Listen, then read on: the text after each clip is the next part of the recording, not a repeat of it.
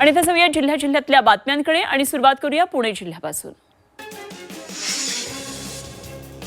Startup क्षेत्राला चालना देण्यासाठी नवीन स्टार्टअप आणि नाविन्यता धोरण 2026 जाहीर केले। या धोरणाची माहिती नवउद्योजकांपर्यंत प्रभावीपणे पोहोचावी यासाठी जनजागृती आणि मार्गदर्शन मोहीम राबवण्याची मागणी करण्यात आली। राष्ट्रवादी काँग्रेसचे नेते रोहन सुरवसे पाटील यांनी उद्योग राज्यमंत्री इंद्रनील नाईक यांच्याकडे निवेदनाद्वारे ही मागणी केली आहे।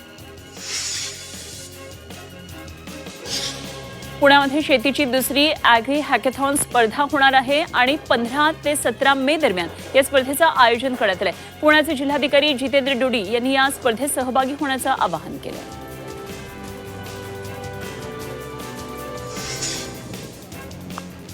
आणि आता बातम्या पाहूया नाशिक जिल्ह्यातून।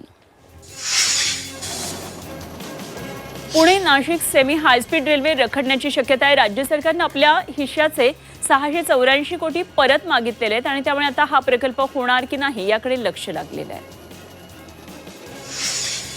नाशिक जिल्ह्याला सलग 2 दिवसांपासून अवकाळी पावसाचा तडाखा बसतोय। निफाड, सिन्नर, देवळा, नांदगाव, मालेगाव आणि दिंडोरी या तालुक्यांमध्ये 30 ते 40 किलोमीटर वेगाच्या वादळी वाऱ्यासह झालेल्या गारपिटीमुळे द्राक्ष, कांदा अशा उभ्या पिकांचं मोठं नुकसान झालेलं आहे।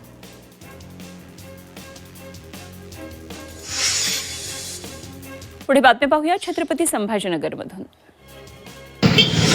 उन्हाळ्याच्या सुट्ट्यांमध्ये शिक्षकांना जनगणनेचं काम करावं लागणार आहे आणि त्यामुळे 2 मे ते 14 जून पर्यंत सुट्टी शिक्षकांना मिळणार नाहीये। या कामासाठी जिल्हा परिषदेच्या सुमारे 5,500 शिक्षकांची नियुक्ती केलेली आहे। याशिवाय खासगी अनुदानित महापालिका शाळांमधल्या शिक्षकांना जनगणनेच्या कामाची जबाबदारी देण्यात येणार आहे।